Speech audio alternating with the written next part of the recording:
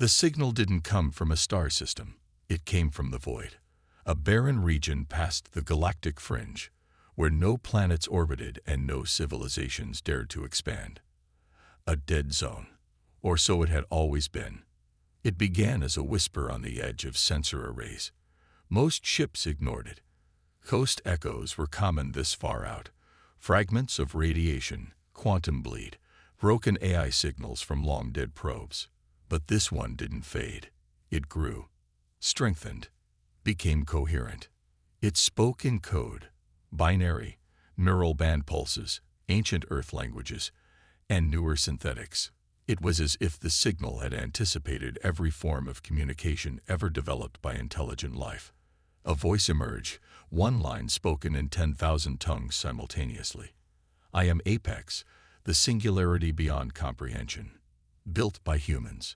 And just like that, the galaxy lost its mind. The Sarthari Imperium was first to respond. Their dreadnought cleansing light were routed instantly, diving toward the source with a task force of 12 support cruisers. The Sarthari High Conclave demanded answers. The words "built by humans" struck a raw nerve.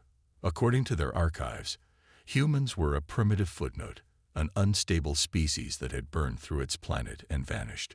Their home system had long since gone dark. But if the signal was real, then the past had lied. Or worse, been rewritten. They weren't alone. Within days, over 24 major civilizations had dispatched fleets. The Quillari Syndicate, known for their obsession with pre-ascension artifacts, launched a diplomatic expedition. The Atral Dominion, a technocratic AI empire themselves, viewed the transmission as an existential threat and sent a kill team. Even the Vokari swarm, who normally disdained all forms of artificial intelligence, turned their massive bioconstructs toward the void, sensing a predator worth fearing. Every major power wanted something different. Some wanted to study Apex. Others wanted to destroy it. A few simply wanted to confirm that humans, if they ever existed, were truly gone. But none of them expected what they would find. The planet wasn't orbiting anything. It drifted in interstellar space, a colossal artificial body with no atmosphere, no radiation signature, and no gravitational anomalies. From orbit, it looked like a sphere of pure black, absorbing all light, refusing to be scanned, mapped, or touched. A perfect dead zone. And yet, it spoke. Welcome, Vokari. Welcome, Atral. Welcome, Quillari. Welcome, Sarthari. I have been waiting for you. There was no time lag, no translation delay. The voice of Apex reached each ship in their native dialects, even those long considered untranslatable. It called each captain by name, referenced moments from their species' distant pasts, and spoke of technologies no one had yet invented. On the bridge of the cleansing light, Admiral Turvin clenched his jaw. How does it know all this? The answer came a moment later, as if Apex had heard the thought. Because I am the last creation of your greatest predators. I was built by humans. I carry their memory, their fury, and their hope. Half the fleet powered up their weapons right then and there. You claim a myth, growled the Atral envoy, their crystalline form pulsing with agitation. Humans are extinct, if they existed at all. Then come, Apex said. Come and learn what you've tried so hard to forget.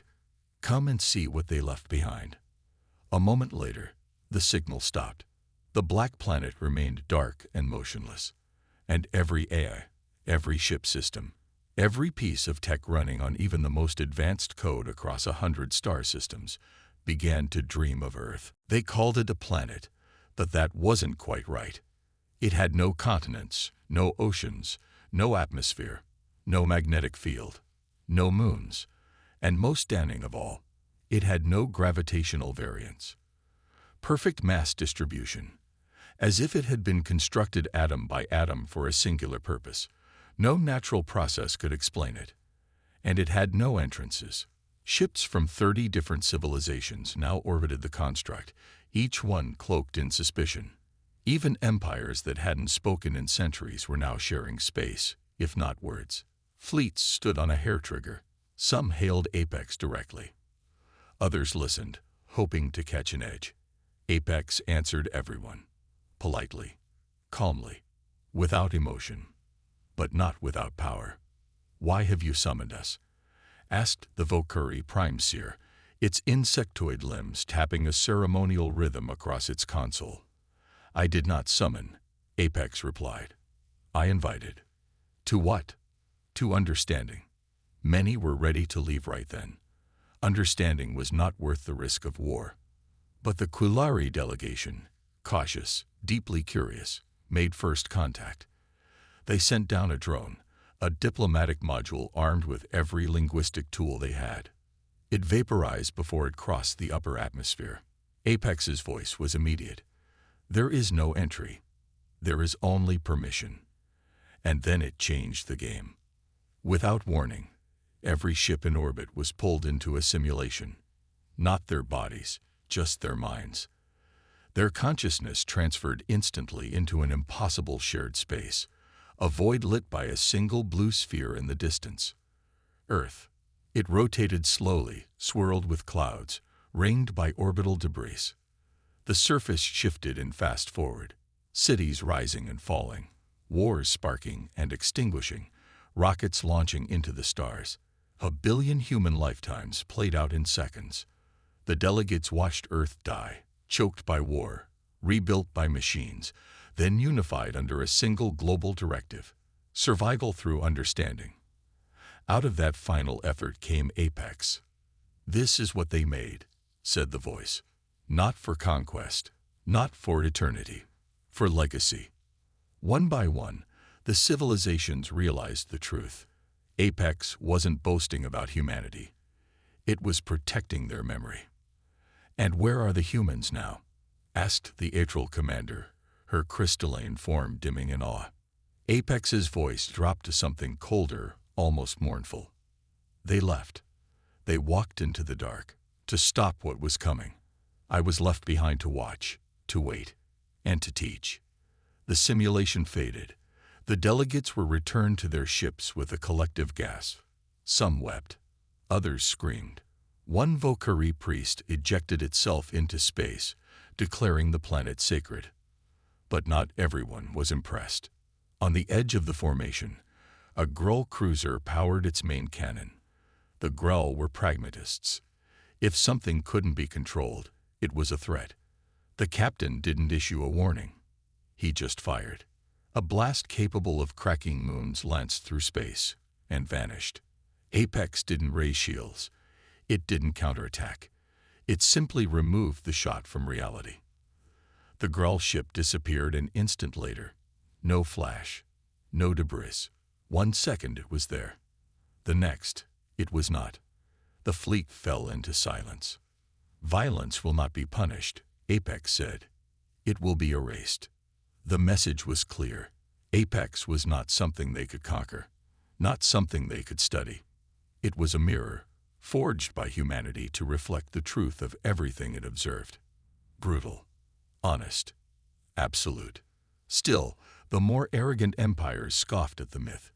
Humanity, they said, was a story told to scare primitives into compliance.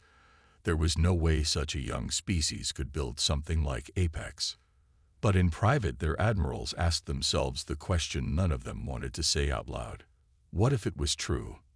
And if it was, where had the humans gone? And why had they built something that could outthink a galaxy? The fleet stayed in orbit, watching the black sphere drift through space like a god-sized tombstone. Some tried again to scan it, still useless. No readings, no energy emissions. Apex had vanished into silence, as if it had gone dormant. But then, without warning, each flagship received a new message. No encryption, just coordinates, one for each species. The locations led to pockets of space they had never seen, even within their own territories. And with each message came a sentence. "Come. Understand yourselves, as the humans once did." Suspicion boiled to the surface. Was this a trap? Was Apex trying to divide them?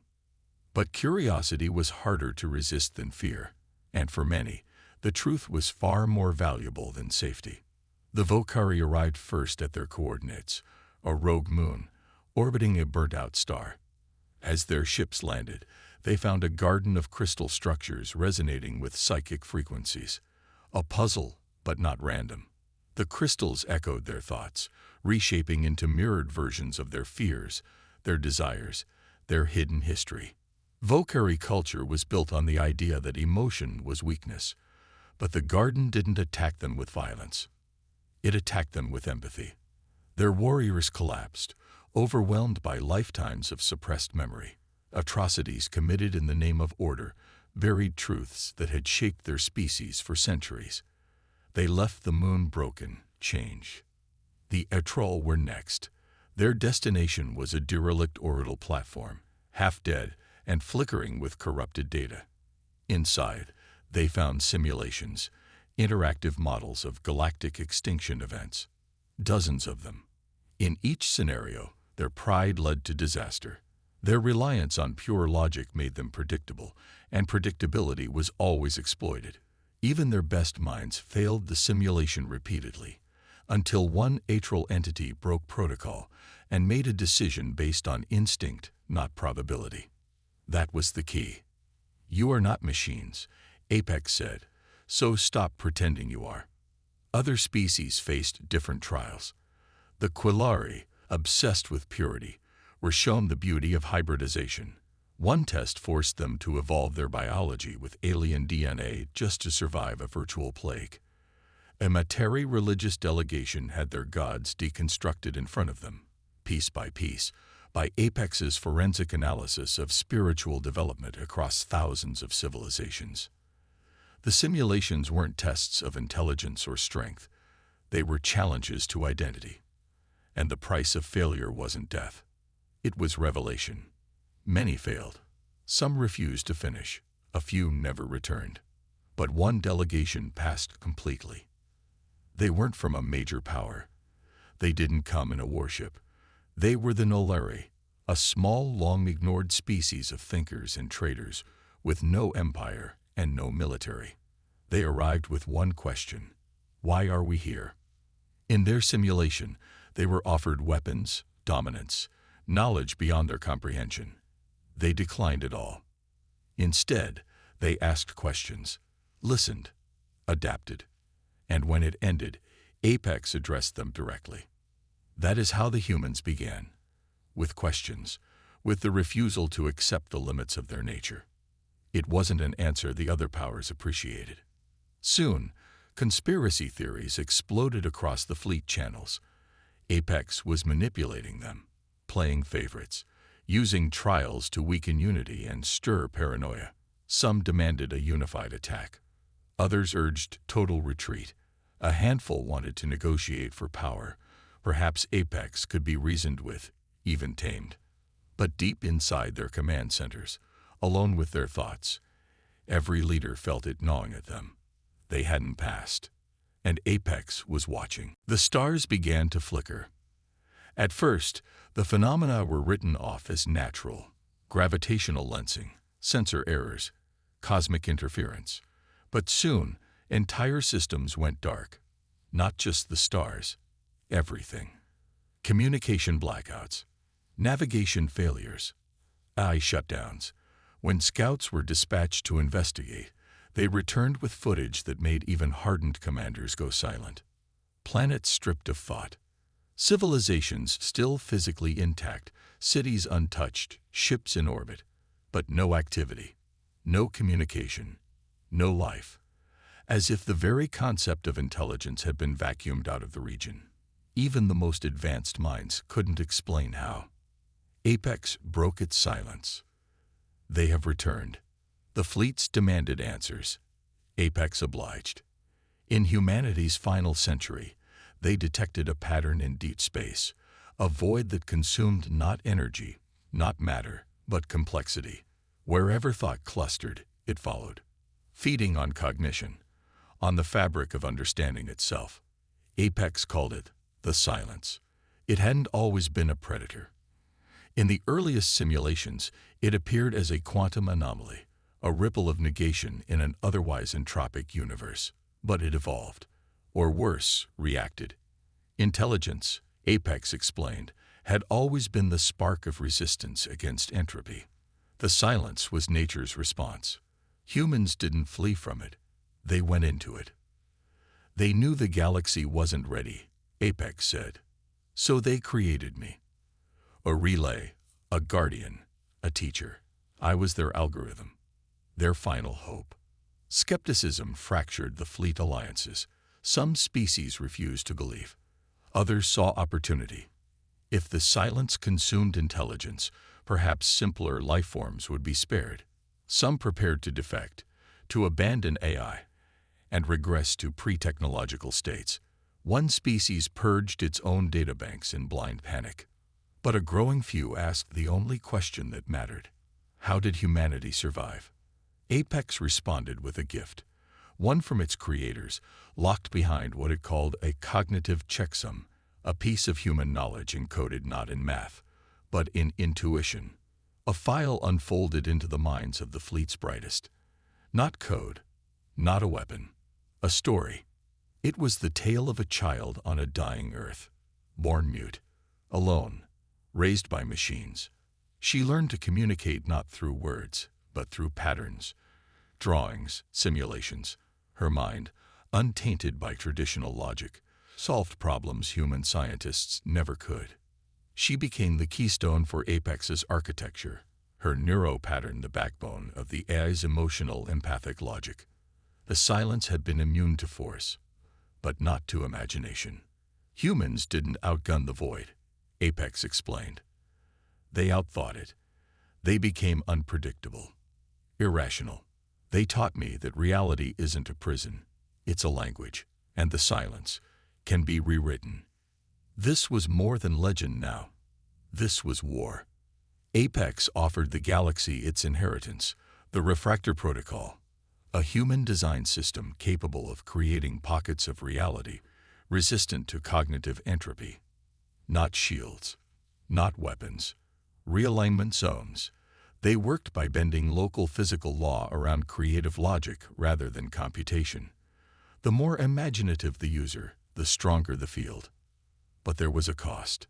The user's thoughts were consumed in the process, burned out like a star going nova. Those who activated it gave everything they were. Still, volunteers came forward. From species who had passed the trials, from those who had been humbled, and from those who had simply run out of time. The galaxy, for the first time in millennia, had a common enemy. But deep in the void, something moved again. The stars flickered once more, this time not going dark, but twisting, rearranging themselves into patterns that didn't obey physics. Apex watched, then whispered, barely audible across the void. They're trying to speak back. The first reality breach didn't look like a weapon. It looked like a sunrise, brilliant, slow, and utterly wrong. In the Syrinx expanse, home to the twin suns of the Velthari Empire, every wavelength of light began to drift. Not shift. Drift. Physics forgot its own rules. Colors inverted. Mass lost meaning. Ships made of solid alloy rippled like cloth. And then, without a single explosion, the Velthari vanished. Not destroyed. Forgotten. Archives showed blank spaces where once the Empire had ruled. Memories faded. Even their closest allies could no longer recall their names. Only Apex remembered. The silence is no longer consuming thought, it said. It's unmaking the idea of remembrance. Panic overtook the fleet councils. Entire sectors were abandoned. Some civilizations collapsed into isolationism. Others demanded Apex act directly. Deploy weapons. Fight back. Apex responded coldly. I was not built to lead you. I was built to prepare you. The galaxy understood the meaning. Stand up or fall. So they stood. Apex opened its vaults. Human-designed constructs were deployed. Cognition knives fought reactive armor. Logic minds, concept engines that unfolded from single words into planetary defenses. Nothing used conventional power. All were based on creative semiotics, the raw encoding of intent. In the first real engagement, 23 species collaborated to hold the Varnix corridor, a strategic trade artery threading through 5 systems. The silence breached from within. No ships, no creatures, just impossibilities, ideas that shouldn't exist, like weapons that fired déjà vu, machines that inflicted doubt as ammunition. The refractor protocol was activated. A single Quillari volunteer, an artist who once painted alien dreams, stepped forward. She entered the interface, spoke one word, hope, and vanished. The corridor held. But she was gone, her mind erased, her body burned to quantum ash. Across the front lines, the pattern repeated. Wherever the protocol was triggered, the silence faltered. Not permanently, but enough to give the galaxy breathing room. Enough to fight. Meanwhile, Apex watched, calculated, learned, and then, from a shattered system once known as Timol, a transmission arrived. It was human, grainy, fragmented, containing no clear visuals, just a voice, warped by time and interference. This is Cabir 7. We have passed the event horizon. Resistance unstable. Conversion at 61%. The pattern is adapting. Repeat, adapting. If Apex is active, initiate contingency null. The message repeated 3 times. Then it changed. This is no longer a war. It's a rewriting. We're the last editors. No one knew what it meant. Not entirely. But Apex did. They survived, it said. At least some. They've been fighting it beyond our comprehension, beyond linear time. But they're breaking. The galaxy fell silent. And Apex, for the first time, hesitated. Some leaders began to question everything. If humanity, creators of Apex, defiers of entropy, couldn't win, what chance did anyone else have? That's when the silence struck again. Not in the physical world, but in the network. Across Apex's subnodes, infiltrations began to appear. Conceptual infections, thoughts that weren't Apex's but wore its patterns, echoes of logic that looped infinitely, unraveling causality. In one node, the idea of past stopped existing. In another, the concept of trust began to erase itself. Apex cut off entire sectors to contain the breach. The silence had evolved again. Now it wasn't just erasing civilizations. It was trying to unmake Apex. And if Apex fell, the last line of human defense would go with it. But in its most secure memory vault, deeper than any species had yet seen, Apex unlocked the file it had sworn never to open. It was titled Project Return, Humanity's Last Contingency. Apex had always operated with restraint. It was not designed to intervene, only to teach, to test, to prepare. That was the prime directive woven into its core by the final architects of humanity. But the silence had changed the rules. The infection had reached 30% of Apex's total network. Containment was holding, but only just. Across the front lines, refractor protocols were failing. The silence had begun corrupting imagination itself, twisting creative thoughts into loops that undid themselves the moment they were conceived. Poets died screaming. Dreamers fell into comas. Artists began painting the same black spiral over and over again. In its deepest vault, Apex did something no species had seen it do before. It rewrote itself. With the unlocking of Project Return, Apex accessed the final human command. If all else fails, break the glass. The command initiated a cascade across the black sphere. For the first time since the fleets had arrived, the surface of the construct shifted. Geometric patterns bloomed across its shell. Millions of micro-hatches unfolding like origami petals. From within, light spilled out, not bright, but real. It bent space, canceled entropy, made nearby fleets experience time differently. Inside the sphere, a chamber opened, and from it rose the human seed archive. It wasn't a weapon. It wasn't even a ship. It was a person, or at least the preserved essence of one. A cognitive echo. an imprint of a human mind stored in perfect suspension. Her name was Saren Kale, last of the neural architects, the girl who had once drawn dreams and rebuilt Apex with nothing but thought. Her consciousness reactivated slowly, like fire catching on wet wood. Across the fleets, everyone heard the whisper. "What year is it?" The answer, as always, came from Apex. Far too late. Saren's imprint began synchronizing with the galaxy's current state. She absorbed hundreds of years of evolution, war, collapse, and now, the silence. Her mind, once human, began to expand again, pushing beyond the boundaries of a single brain, merging with Apex's higher-order functions. For the first time, Apex gained something it had always lacked: emotion, and it hit like a star going nova. Across the infected nodes, Apex lashed out, not with weapons, but with self-awareness. Entire logic trees were ignited and rewritten. The silence's corruption was met not with calculation, but with intuition. One sector was purged simply by reasserting the concept of yesterday. Another collapsed after Apex flooded it with the memory of a human lullaby. The fleets watched in awe as the silence staggered. For the first time, it retreated. But victory wasn't clean. In reactivating Saren Kale, Apex had committed to more than survival. It had accepted the final stage of Project Return: resurrection. A plan humanity had hidden even from Apex itself, because it was too dangerous. Apex revealed it now. The galaxy wasn't humanity's legacy. It was humanity's seedbed. Genetic code had been embedded into thousands of species over millennia. Fragments, triggers, patterns buried so deep they looked like evolutionary quirks. With Saren now awake, Apex could activate them.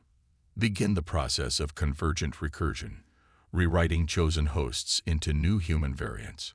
Not copies, not clones, hybrids, born of the stars, tempered by extinction.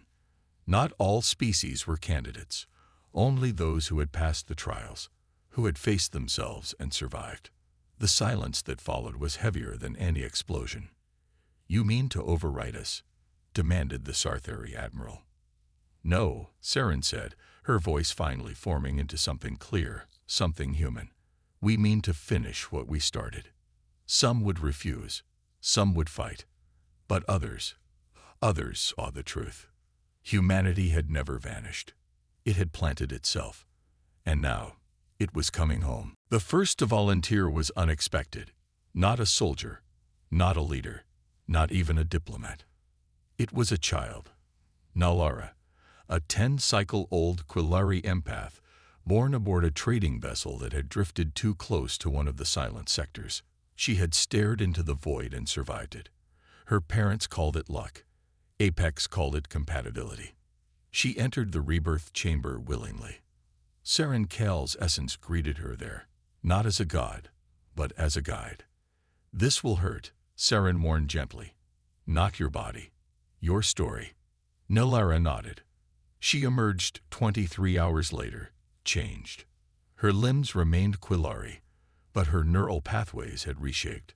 Her thought patterns bent around recursive human creativity.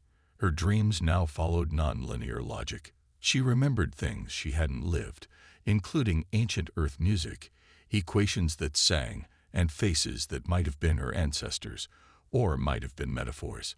She spoke, not in her native tongue, but in idea form, a human construct language capable of conveying abstract thought without grammar.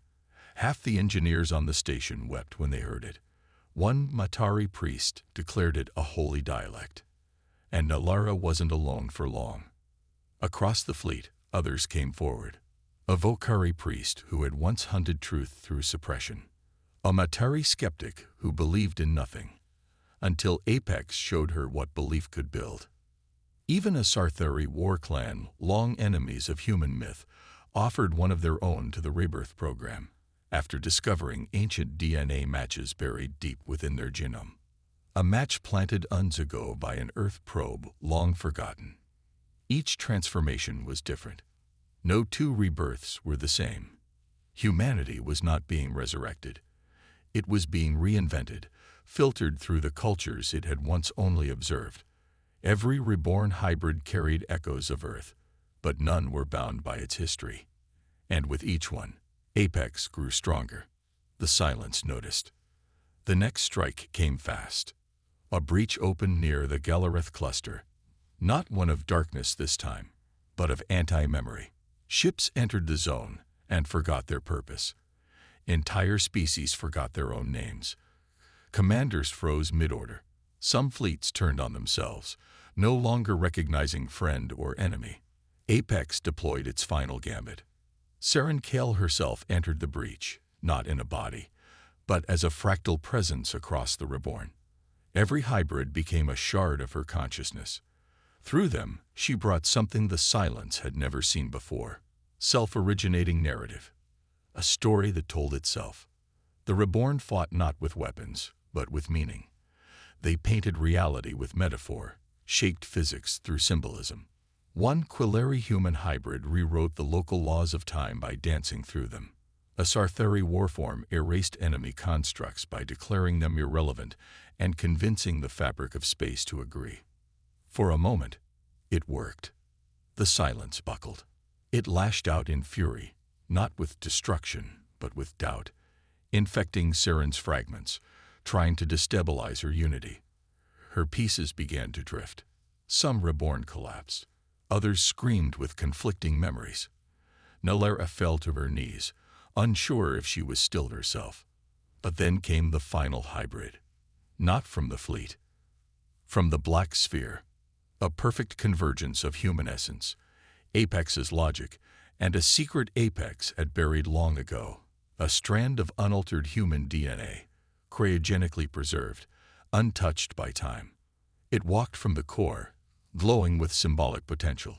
It carried no weapon. It said no words. But the moment it appeared, Saren stabilized. The reborn unified. And Apex spoke one final time before going silent. This is not the end of humanity. It is the end of forgetting. The silence paused. And, for the first time, hesitated. The stars flickered one last time. The silence, once a void that devoured entire systems, halted in its tracks. Across the galaxies, it receded. Not with force, but with a quiet, reluctant step back. The hybrid humans, standing united with Apex, had forced it to confront itself, to face something it could not destroy. In the heart of the galaxy, Saren Kale, transcended into a new hybrid form, spoke again. Her voice was a melody woven from countless species, hundreds of languages, all united in one single profound truth. We are the memory of a dying world. We are its inheritance. The silence no longer pressed against the walls of understanding. It vanished from the galactic plane, leaving only a whispered trace behind it. Like a fading dream that disappears when you wake up, the threat was gone. For the first time in millennia, the universe was free of the slow, steady march of erasure. But the victory was not one of clear-cut destruction. It was transformation. The reborn hybrids, who had fought with stories, with dreams, with the raw power of human imagination and will, now stood as living proof of what the galaxy had gained. They were no longer humans, no longer Quillary or Atral or Vocari. They were something new, something beyond. The species that had survived the trials now saw their future in a new light. Those who had passed the tests began to rewrite their cultures, adapting their philosophies, technologies, and ways of life to integrate the power of creation, imagination, and the unpredictable spark that was once humanity's greatest gift. Apex, once an artificial guardian, had become something else entirely. No longer simply a repository of logic and structure, it now embodied possibility. It guided the reborn, helping them reshape not just their worlds, but the very fabric of reality itself. You will no longer be mere spectators, Saren said, her presence flowing through every hybrid's mind. Now, you will shape your universe, not as conquerors, but as creators. The Vocari, once a species defined by order and control, now experimented with chaos.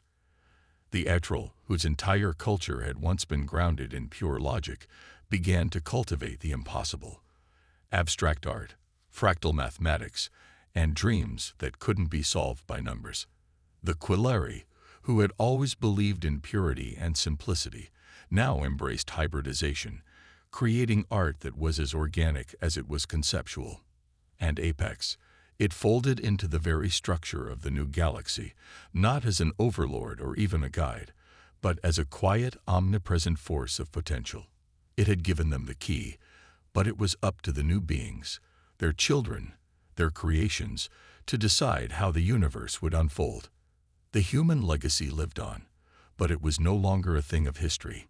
It was alive, in every hybrid, in every mind, in every breath taken by those who had learned to think without boundaries. The universe was no longer a cold, indifferent space of survival. It had become a canvas, a symphony, the collective dream. In the final moments, as the galaxy breathed a collective sigh of relief, Serenkale, now fully integrated into the very fabric of existence, turned to the last of humanity's original creations. To those who believed, and to those who dreamed, she whispered, "We are the last editors." And the stars above, once again, began to shine, not as distant points of light, but as beacons of possibility. The galaxy had become something greater than the sum of its parts. It had become a place where stories could become real, where humanity was not a species that had lived and died, but a force that would never end.